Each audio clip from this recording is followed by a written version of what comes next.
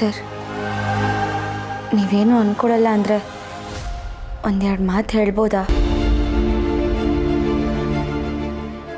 ಹೇಳಮ್ಮ.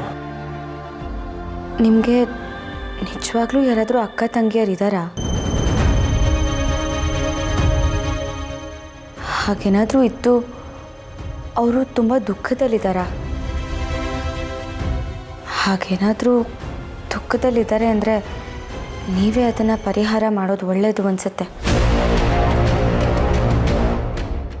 ಯಾಕೆಂದರೆ ಸಂಬಂಧಗಳನ್ನ ಉಳಿಸ್ಕೊಳ್ಳೋದಕ್ಕೋಸ್ಕರ ಆದರೂ ಇಬ್ಬರಲ್ಲೊಬ್ಬರು ಸೋಲಲೇಬೇಕು. ಒಂದು ಹೆಣ್ಣು ಮನೆಯಲ್ಲಿ ಕಣ್ಣೀರು ಹಾಕಿದ್ರೆ ಆ ಮನೆ ಖಂಡಿತ ಉದ್ಧಾರ ಆಗಲ್ಲ. ಆ ಪರಿಸ್ಥಿತಿ ಈ ಮನೆಗೂ ಬರಬಾರ್ದು ಅನ್ನೋ ಕಾರಣಕ್ಕೆ ಹೇಳ್ತಾ ಇದ್ದೀನಿ. ನೋಡಿ, ನಿಮ್ಮಷ್ಟು ತಿಳುವಳಿಕೆ ನನಗೆ ಖಂಡಿತ ಇಲ್ಲ, ನಿಮ್ಮಷ್ಟು ಅನುಭವನೂ ನನಗಿಲ್ಲ. ಆದರೆ ನಾನು ನನ್ನ ಎಲ್ಲ ಸಂಬಂಧಗಳನ್ನ ಕಳ್ಕೊಂಡಿದ್ದೀನಿ.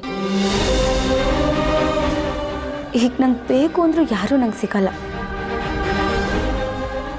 ಆದರೆ ನಿಮಗೆಲ್ಲ ಇದ್ದಾರೆ, ನೀವೇ ಅದನ್ನು ಉಳಿಸ್ಕೋಬೇಕು ಅಷ್ಟೆ. ನನಗಿಲ್ಲಿ 3 ಹೊತ್ತು ಊಟ ಹಾಕ್ತಾಯಿದ್ದೀರ. ಅನ್ನದ ಋಣ ನನಗೆ ಈ ಮನೆಯಲ್ಲಿದೆ. ಈ ಮನೆಗೆ ಯಾವುದೇ ತೊಂದರೆ ಆಗಬಾರ್ದು ಅನ್ನೋ ಉದ್ದೇಶದಿಂದ ನಾನಿಷ್ಟೆಲ್ಲ ಹೇಳಿದೆ. ನನ್ನ ಮಾತಲ್ಲಿ ನಿಮ್ಗೇನಾದರೂ ಬೇಜಾರಾಗಿದ್ದರೆ, ನಾ ಹೇಳಿದ ತಪ್ಪು ಅಂತ ಅನಿಸಿದ್ರೆ ದಯವಿಟ್ಟು ಕ್ಷಮಿಸ್ಬಿಡಿ.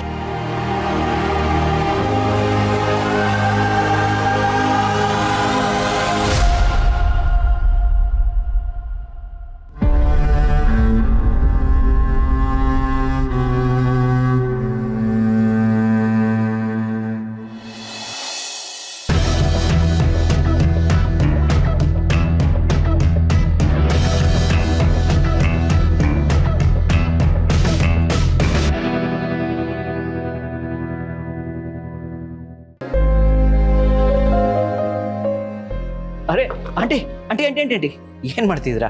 ಬಿಡಿ, ನಾನು ಮಾಡ್ತೀನಿ. ಕೆಲ್ಸಕ್ಕೆ ಅಂತ ಬಂದ ಮೇಲೆ ಯಾವ ಕೆಲಸ ಆದ್ರೇನಪ್ಪ, ಮಾಡ್ತೀನಿ ಬಿಡು, ಪರವಾಗಿಲ್ಲ. ಆಂಟಿ, ನಿನ್ನೆ ರಾತ್ರಿ ಸಿಂಚನ ಹಾಗೆ ಹೇಳಿದ್ದಕ್ಕೆ ನೀವು ಬೇಜಾರು ಮಾಡ್ಕೊಂಡ್ರಿ ಅನ್ಸುತ್ತೆ. ಸಾರಿ. ಕೆಲ್ಸಕ್ಕೂ ಸಹಾಯಕ್ಕೂ ವ್ಯತ್ಯಾಸ ಗೊತ್ತಿಲ್ಲದೆ ಇರೋರ ಹತ್ರ ಏನು ಮಾತಾಡಿ ಏನು ಪ್ರಯೋಜನ ಹೇಳು? ಅಮ್ಮ ಮನೇಲಿರಲ್ಲ, ಸ್ವಲ್ಪ ಹೋಗಿ ಸಹಾಯ ಮಾಡಿ ಅಂತ ನನ್ನ ಅಳಿಯಂದ್ರು ಹೇಳಿದ್ರು. ಅದಕ್ಕೋಸ್ಕರ ನಿಮಗೆ ಸಹಾಯ ಆಗಲಿ ಅಂತ ಬಂದೆ ಅಷ್ಟೇ ನಾನು. ಆದರೆ ನೀವದನ್ನ ತಪ್ಪಾಗಿ ಅರ್ಥ ಮಾಡ್ಕೋತಿದ್ರಿ ಅಂತ ಗೊತ್ತಿರಲಿಲ್ಲ. ಇರಲಿ ಬಿಡಪ್ಪ. ಆಂಟಿ, ಅದು ಸಿಂಚನಂಗೆ ಸಿಕ್ಕಾಪಟ್ಟೆ ಕೋಪ, ಬಾಯಿಗೆ ಬಂದಾಗೆಲ್ಲ ಮಾತಾಡ್ಬಿಡ್ತಾಳೆ. ಅದು ಅಲ್ಲದೆ ನೀವು ಕೆಲ್ಸಕ್ಕೆ ಬರೋದಕ್ಕೆ ದುಡ್ಡು ಕೊಡ್ತಿದ್ದಾಳಲ್ಲ, ಅದು ಒಂದು ಸೇರಿಕೊಂಡು ಏನೇನು ಹೇಳ್ಬಿಡ್ತಾಳೆ. ಸಾರಿ. ಏನಪ್ಪ, ಏನು ಹೇಳ್ತಿದ್ಯಾ ನೀನು? ನಾನು ಕೆಲಸ ಮಾಡೋದಕ್ಕೆ ನೀವು ದುಡ್ಡು ಕೊಡ್ತಾ ಇದ್ದೀರಾ? ಇಲ್ವಾ?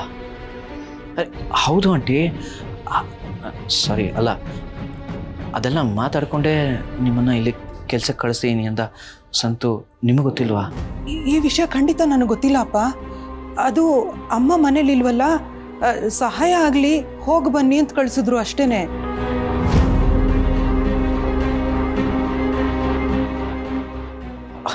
ಅದು ಸಂತು ಅಣ್ಣ ನಿಮ್ಗೆ ಹೇಳೋದು ಮರ್ತ್ಬಿಟ್ಟಿದ್ದಾನೆ ಅನ್ಸುತ್ತೆ. ದುಡ್ಡೆಲ್ಲ ಕೂಡಿಟ್ಟು ವಾಪಸ್ ನಿಮ್ಗೆ ಕೊಟ್ಟು ಆಮೇಲೆ ತಿಳಿಸ್ಬೋದು ಅನ್ಸುತ್ತೆ ಮೋಸ್ಟ್ಲಿ. ಆಂಟಿ, ನೀವೇನು ಯೋಚನೆ ಮಾಡ್ಬಿಡಿ, ನಿಮಗೆ ಬೇರೆ ಕಡೆ ಸಿಗೋದಕ್ಕಿಂತ ಜಾಸ್ತಿನೇ ಕೊಡಿಸ್ತೀನಿ. ಹಾಂ, ಬೇಡಪ್ಪ, ಖಂಡಿತ ನಿಮ್ಮ ದುಡ್ಡು ಬೇಡ ನನಗೆ. ನಿಮ್ಮ ತಾಯಿ ಬಂದ ತಕ್ಷಣ ನಾನು ಇಲ್ಲಿಂದ ಹೊರಟು ಬಿಡ್ತೀನಿ. ಮತ್ತೆ ಹೊರಡೋ ಮಾತೇ ಆಡ್ತಿದ್ರಲ್ಲ. ಅದು ಸಿಂಚನಂಗೆ ಸಿಕ್ಕಾಪಟ್ಟೆ ಕೋಪ. ಏನು ಮಾಡ್ತೀರಾ, ಶ್ರೀಮಂತರ ಮನೇಲಿ ಬೆಳೆದ ಹುಡುಗಿ, ಅವಳ ಪರವಾಗಿ ನಾನು ಸಾರಿ ಕೇಳ್ತೀನಿ. ಆದರೆ ಸಿಂಚನ ಇದ್ದಾಗ ಮಾತಿನ ಮೇಲೆ ಸ್ವಲ್ಪ ಗಮನ ಕೊಡಿ ಅಷ್ಟೆ. Sorry aunty.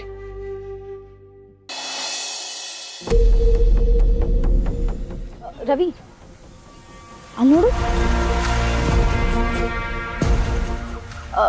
ಅವಳು ಭಾವನಾ ಅವ್ರ ಅತ್ತಿಗೆ ಅಲ್ವಾ? ಅದೇ ಇವಾಗ ಅರೆಸ್ಟ್ ಆಗಿದ್ದಾನಲ್ಲ ವೆಂಕಿ, ಅವನ ಹೆಂಡತಿ ಅಲ್ವಾ ಅದು?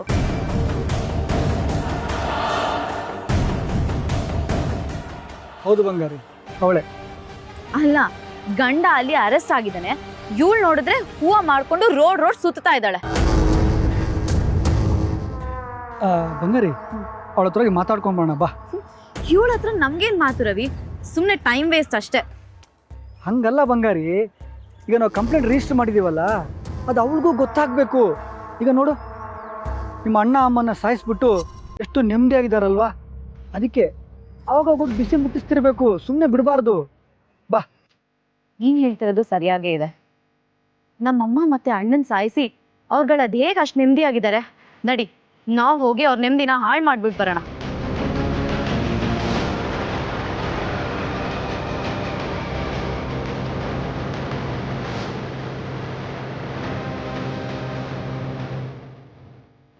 ನೀವು ಇನ್ನು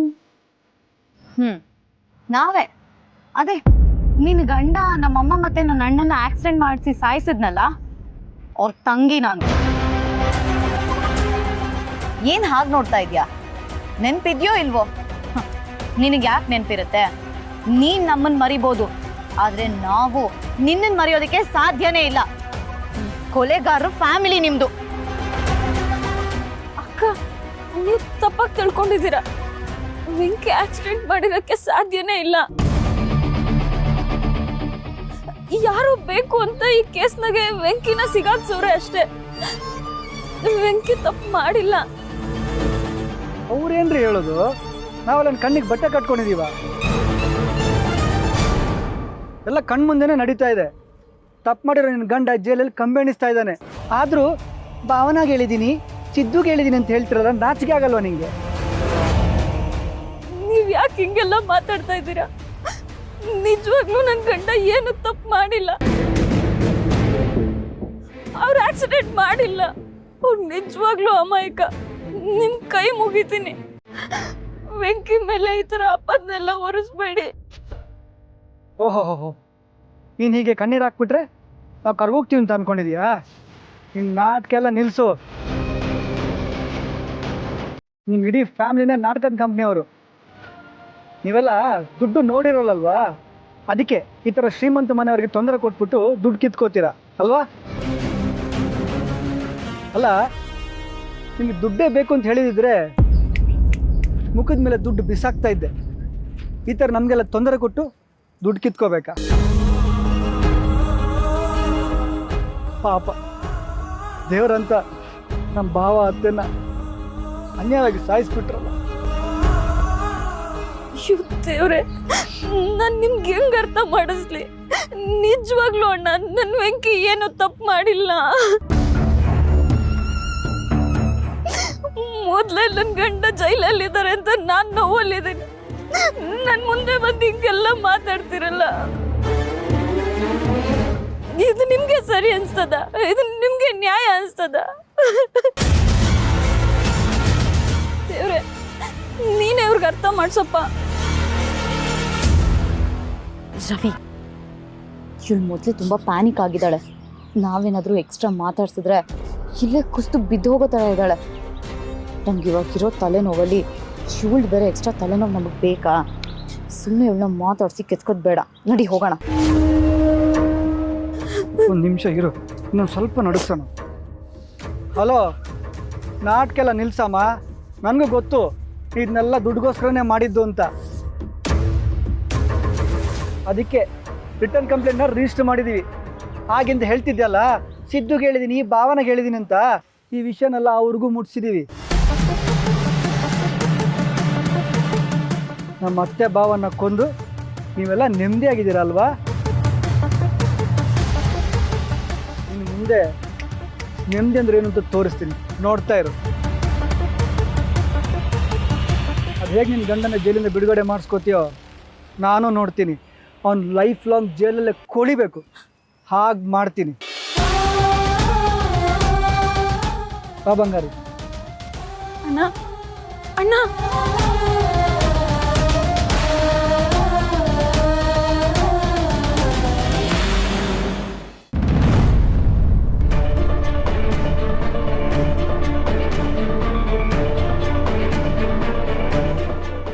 ಡೇವ್, ಇನ್ನೊಂದು ವಿಚಾರ. ನನ್ನ ಹಾಗೆಲ್ಲ ಆಗಿದ್ದಕ್ಕೆ ನಿಮ್ಗೆ ಬೇಜಾರಾಗಿದೆ ನನಗೆ ಗೊತ್ತು. ಅದ್ರ ಮೇಲೂ ನಿಮ್ಗೆ ಇಷ್ಟ ಇಲ್ಲ ಅಂದರೆ ನೀವು ಖಂಡಿತ ಹೊರಡ್ಬೋದು, ನಂದೇನು ಅಭ್ಯಂತರ ಇಲ್ಲ. ಸಾರಿ. ಇಲ್ಲಪ್ಪ, ನೀವು ಬರೋವರೆಗೂ ನಾನು ಇಲ್ಲಿರ್ತೀನಿ ಅಂತ ನಿಮ್ಮ ತಾಯಿಗೆ ಮಾತು ಕೊಟ್ಟಿದ್ದೀನಿ. ಜೊತೆಗೆ ನನ್ನ ಅಳಿಯಂದ್ರು ಕೂಡ. ಮಧ್ಯದಲ್ಲೇ ಹೋದರೆ ಎಲ್ರಿಗೂ ಬೇಜಾರಾಗತ್ತೆ. ಅದಕ್ಕೆ ನಿಮ್ಮ ತಾಯಿ ಬರೋವರೆಗೂ ಇದ್ದು ಅವ್ರು ಬಂದ ತಕ್ಷಣ ಹೊರಟುಬಿಡ್ತೀನಿ. ಆದರೆ ನಿಮಗಿಷ್ಟ ಇಲ್ಲ ಅನ್ನೋದಾದರೆ ಹೇಳಿ, ತೊಂದರೆ ಆಗ್ತಿದೆ ಅನ್ನೋದಾದರೆ ಹೇಳಿಬಿಡಿ, ನಾನು ಈಗಲೇ ಹೊರಟುಬಿಡ್ತೀನಿ. ಛೇ ಎಲ್ಲಾದರೂ ಉಂಟೆ ಆಂಟಿ, ಹಾಗೇನಿಲ್ಲ. ಆಗಲೇ ಹೇಳಿದಾಗೆ ನೆನ್ನೆ ಹಾಗೆಲ್ಲ ಆಗಿದ್ದಕ್ಕೆ ನಿಮ್ಗೆ ಬೇಜಾರಾಗಿದೆ, ನನಗೆ ಬಹಳ ದುಃಖ ಇದೆ. ನಿಮ್ಮನ್ನ ಇಲ್ಲಿ ಕರೆಸ್ಕೊಂಡು ಈ ಕೆಲಸಗಳೆಲ್ಲ ಮಾಡಿಸ್ತಾ ಇದ್ದೀವಿ ಅನ್ನೋ ಕೊರಗು ನನಗಿದೆ. ಅದಕ್ಕೆ ಮತ್ತೆ ಸಾರಿ. ನಾನೇ ಅದನ್ನೆಲ್ಲ ಮನ್ಸಿಗೆ ಹಚ್ಕೊಂಡಿಲ್ಲ. ನೀನು ಯಾಕಪ್ಪ ಬೇಜಾರು ಮಾಡ್ಕೊಳ್ತಾ ಇದೀಯಾ? ಈ ಕೆಲಸಗಳೆಲ್ಲ ನನ್ಗೆ ಅಭ್ಯಾಸ ಆಗೋಗಿದೆ.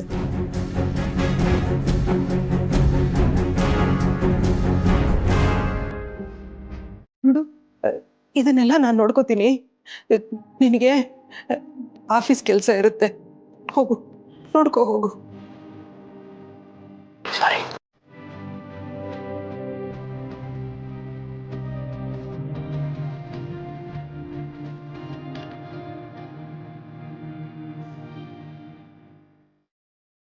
ಶಾಸ್ತ್ರ ಸಂಪ್ರದಾಯ ಅಂತ ಶಿಸ್ತುಬದ್ಧವಾಗಿದ್ದಿದ್ದ ಮನೆ ಇದು ಯಾವ ಸ್ಥಿತಿಗೆ ಬಂದ್ಬಿಟ್ಟಿದೆ.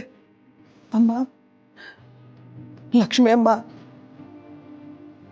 ಇದನ್ನೆಲ್ಲ ನೋಡೋದಕ್ಕೆ ಈಗ ನೀವು ಇಲ್ವಲ್ಲ, ಅದೇ ದೊಡ್ಡದು ತಾಯಿ. ದೇವರಿಗೆ ಸಮಸ್ತ ನಮಸ್ಕಾರಗಳು.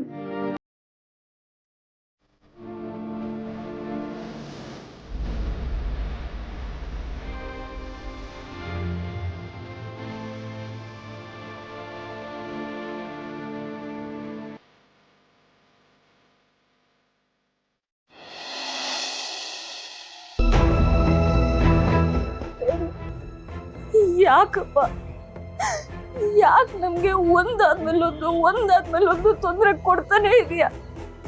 ಯಾಕೆ ಇಷ್ಟೊಂದು ನೋವು ಕೊಡ್ತಿದ್ಯಾ? ಇದಕ್ಕಿಂತ ಮುಂಚೆ ನನ್ ಸಾಲ ತಗೊಂಡು ಅದನ್ನೆಲ್ಲ ಪೂರ್ತಿಯಾಗಿ ತೀರ್ಸಿದ್ರು ಅವನ್ ಯಾರೋ ನೀನ್ ವಾಪಸ್ ಕೊಟ್ಟೇ ಇಲ್ಲ ಅಂತ ಸುಳ್ಳು ಹೇಳಿ ನನ್ ಜೀವನನೇ ನರ್ಕ ಮಾಡ್ಬಿಟ್ಟ. ಎಲ್ಲ ಅನ್ಭವಿಸಿದ್ ಸಾಕು ಅಂತ ನಾನು ಸತ್ತೋಗೋಣ ಅಂತ ನಿರ್ಧಾರ ಮಾಡಿದಾಗ ಬೆಂಕಿ ಬಂದು ನನ್ನ ತಡೆದು ನನ್ ಕುತ್ತಿಗೆ ತಾಳಿ ಕಟ್ಟಿ ನನ್ಗೊಂದು ಜೀವನ ಅಂತ ಕೊಟ್ಟ. ಆದ್ರೆ ಈಗ ಏನು ತಪ್ಪು ಮಾಡ್ದಿರ ಬೆಂಕಿ ಜೈಲಲ್ಲಿ ಶಿಕ್ಷೆ ಅನುಭವಿಸ್ತಾ ಇದ್ದಾನೆ. ನಾವ್ ಯಾರಿಗೆ ಏನ್ ಅನ್ಯಾಯ ಮಾಡಿದೀವಿ ಅಂತ ನಮ್ಗೆ ಇಷ್ಟು ನೋವು ಕೊಡ್ತಾ ಇದೀಯ? ಮೋಸ ಮಾಡೋರು, ಅನ್ಯಾಯ ಮಾಡೋರು ಚೆನ್ನಾಗಿ ಜೀವನ ನಡೆಸ್ತಾರೆ. ನಾವು ಕಷ್ಟನೋ ಸುಖನೋ ಗಂಜಿನೋ ಅಂಬಳಿನೋ ಅಂತ ಕುಡ್ಕೊಂಡು ಜೀವನ ಸಾಗಿಸ್ತಾ ಇದೀವಿ. ಆದ್ರೂ ಇವರೆಲ್ಲ ಬಂದು ಈ ತರ ಮಾತಾಡ್ತಾರೆ. ಇದನ್ನೆಲ್ಲ ನಾನು ಹೆಂಗ್ ಸಹಿಸ್ಕೊಂಡಿರ್ಲಿ? ಬೆಂಕಿ ಜೈಲಲ್ಲಿರೋ ವಿಷಯ ಅವಂಗಿನ್ನ ಗೊತ್ತಿಲ್ಲ. ವಿಷಯ ಏನಾದ್ರೂ ಗೊತ್ತಾದ್ರೆ ಅವ ಹೆಂಗ್ ಸಹಿಸ್ಕೊತಾಳೆ?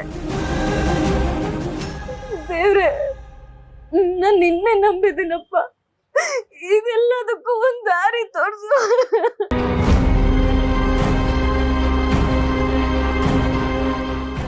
ಸರಿ, ಏನೋ ಹೇಳ್ತಾ ಇದೀಯ ನೀನು? ಅವ ಕೂತ್ಕೊ, ಸುಧಾರಿಸ್ಕೊ.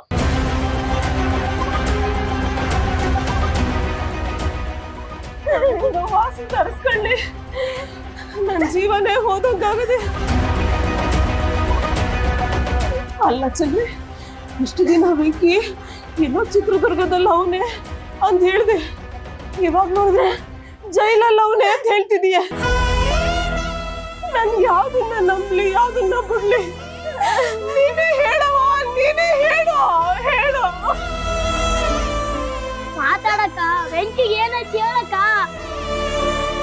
ಹೌದು ಕಣವ, ವೆಂಕಿ ಈಗ ಜೈಲಲ್ಲವನೇ.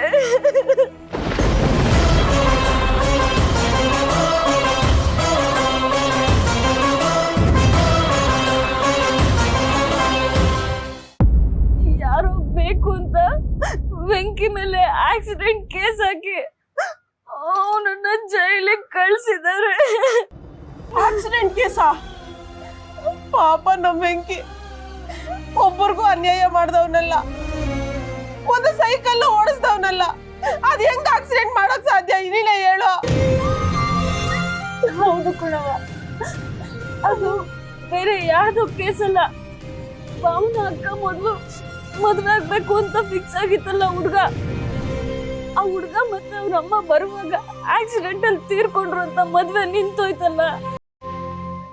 ಅದೇ ಆಕ್ಸಿಡೆಂಟ್ ಕೇಸು ಕಣವ ವೆಂಕಿ ಮೇಲೆ ಹಾಕಿರೋದು. ಏನಂತ ಹೇಳ್ತಿದ್ಯಾ? ವೆಂಕಿ ಮೇಲೆ ತಪ್ಪು ಹೊರ್ತಕ್ಕ ಅವ್ರಿಗೆ ಏನಂತ ಮನ್ಸು? ಹೌದು ಚೋಟು, ಅದೇ ನನಗೆ ಇನ್ನೂ ನೋವು ಕೊಡ್ತಾ ಇರೋದು. ಒಂದ್ ಸೊಳ್ಳೆ ಸಾಯಿಸ್ಬೇಕು ಅಂದ್ರೆ 100 ಸತಿ ಯೋಚನೆ ಮಾಡ್ತಿದ್ದ.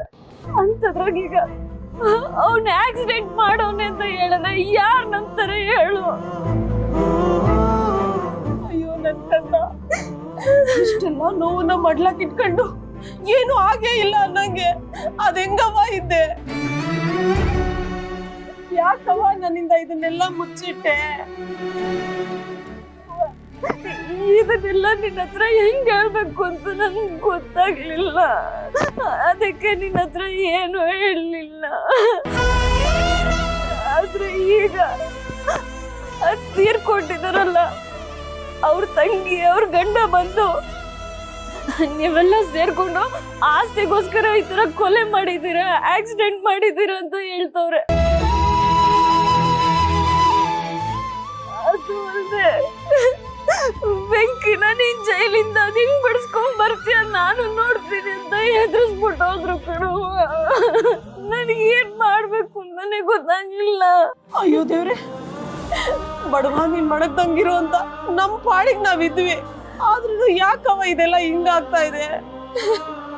ಈಗ ವೆಂಕಿನ ಹೆಂಗವ ನಾವು ಬಿಡ್ಸೋದು? ಎಲ್ಲ ಆಗೈತೆ ಅಂತ ನನ್ ಭಾವನ ಅಕ್ಕಂಗೂ ಸಿದ್ದು ಅಣ್ಣಂಗೂ ಹೇಳಿವ್ನೆ. ಭಾವನ ಅಕ್ಕ ನನಗ್ ಮಾತು ಕೊಟ್ಟವ್ರೆ, ಏನೇ ಆದ್ರೂ ಸರಿನೆ ವೆಂಕಿನ ನಾನ್ ಹೊರಗಡೆ ಕರ್ಕೊ ಬರ್ತೀನಿ ಅಂತ. ಅಷ್ಟೇ ಅಲ್ಲ, ವೆಂಕಿ ಪರ ಕೋರ್ಟಲ್ಲಿ ಭಾವನ ಅಕ್ಕನೇ ವಾದ ಮಾಡ್ತವ್ರೆ. ಅಪ್ಪ ದೇವ್ರೆ, ನನ್ನ ಮಗಳ ಜೀವನ ಸರಿ ಹೋಗೋಗ್ ಮಾಡಪ್ಪ. ಆದಷ್ಟು ಬೇಗ ನಮ್ ವೆಂಕಿ ಜೈಲಿಂದ ಬಿಡುಗಡೆ ಆಗಿ ವಾಪಸ್ ಬರಂಗ್ ಮಾಡಪ್ಪ ದೇವ್ರೆ.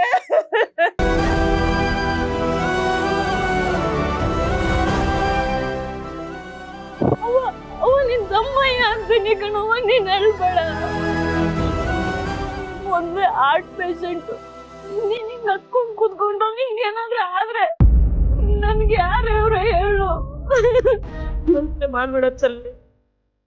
ನನ್ಗೆ ಕಣ್ಣಿಲ್ದೆ ಇದ್ರುವೆ ಇಷ್ಟು ವರ್ಷ ಕಾಲ ಕಷ್ಟಪಟ್ಟು ನಿನ್ನ ಜೋಪಾನ ಮಾಡ್ಕೊಂಡ್ ಬಂದೀನಿ. ಎಲ್ಲ ನೋವು ಉಂಡ್ಕೊಂಡು ಇನ್ನು ನನ್ ಗುಂಡಿಗೆ ಗಟ್ಟಿಯಾಗಿ ಅದೇ ಕಣವ. ತಡ್ಕತೀನಿ, ನೀನ್ ಧೈರ್ಯವಾಗಿರು ಚಲ್ವಿ, ಧೈರ್ಯವಾಗಿರು.